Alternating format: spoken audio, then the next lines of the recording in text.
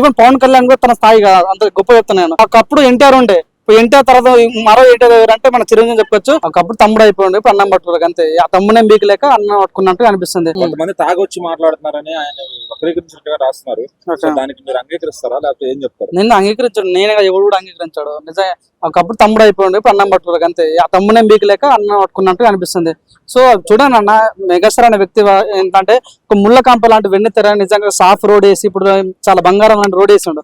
అట్లాంటి వ్యక్తిని పట్టుకుని ఎవడెవడో ఏదేదో మాడుతుంటే అంత ఆశామాసిగా ఏదో ఓవర్ నైట్ స్టార్ కాలుతాను. ఎంతో కష్టపడి పైకి వచ్చిన వ్యక్తి తను. ప్రతిదీ కూడా పాయింట్ టు పాయింట్ తన కెరియర్ ని బిల్డ్ చేసుకుంటూ వచ్చిన వ్యక్తి చిరంజీవి గారు.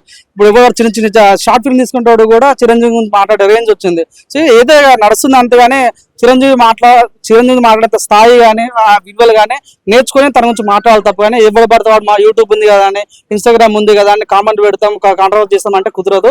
సో ఆయన రేంజ్ అలాంటిది. ఇప్పుడు అన్ని చెప్తున్నప్పుడు ఒకప్పుడు ఎన్టీఆర్ ఉండే, ఇప్పుడు ఎన్టీఆర్ తర్వాత మరో ఎన్టీఆర్ ఎవరంటే మన చిరంజీవి చెప్పొచ్చు. తన స్థాయి నుంచే ఈవెన్ పవన్ కళ్యాణ్ కూడా తన స్థాయి కాదు, అంత గొప్ప చెప్తున్నాను. సో తన స్థాయి వేరే. అవునని కాదని పవన్ కళ్యాణ్ సీఎం అయినప్పటికీ కూడా, ఇప్పుడు రామ్ చరణ్ గ్లోబల్ స్టార్ అయినప్పుడు కూడా ఒకరు the one man show is నన్ను మెగాస్టార్. ఆయన గురించి ఎవడెవడు ఏదేదో మాడతాం కాపాడుతా ఊరుకునే ప్రసక్తి లేదు. యాజ్ ఎ మెగా ఫ్యాన్ చెప్తాను, ఒక TFI బానిస చెప్తున్నా.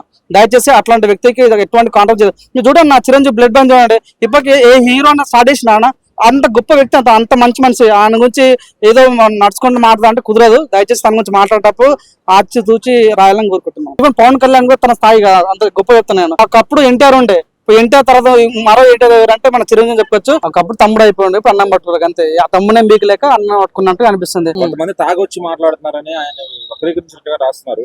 దానికి మీరు అంగీకరిస్తారా లేకపోతే ఏం చెప్తారు? నేను అంగీకరించాడు, నేనే ఎవరు కూడా అంగీకరించాడు. నిజంగా ఒకప్పుడు తమ్ముడు అయిపోయింది, ఇప్పుడు అన్నం పట్టుకోలేదు అంతే. ఆ తమ్ముడే బీకలేక అన్నం పట్టుకున్నట్టు అనిపిస్తుంది. సో చూడండి అన్న, మెగాస్టార్ అనే వ్యక్తి ఏంటంటే ఒక ముళ్ళ కంప లాంటి వెన్నెత్తర నిజంగా సాఫ్ రోడ్ వేసి ఇప్పుడు చాలా బంగారం లాంటి రోడ్ వేసిండు.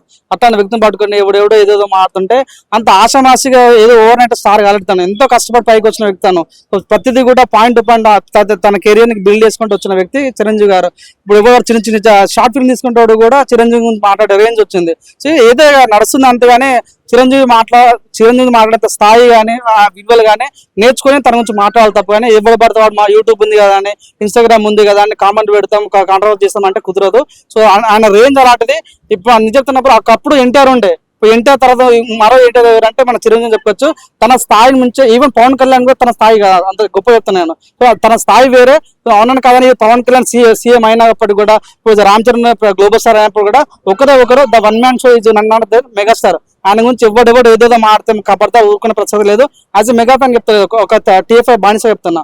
దయచేసి అట్లాంటి వ్యక్తికి ఎటువంటి కాంటాక్ట్ చేయదు. మీరు చూడండి నా చిరంజీవి బ్లడ్ బ్యాంక్ చూడండి. ఇప్పటికి ఏ హీరో అన్న స్టార్ట్ చేసిన అంత గొప్ప వ్యక్తి, అంత మంచి మనిషి. ఆయన గురించి ఏదో నడుచుకుంటూ మాట్లాడాలంటే కుదరదు. దయచేసి తన గురించి మాట్లాడేటప్పుడు ఆచి తూచి రాయాలని కోరుకుంటున్నాను.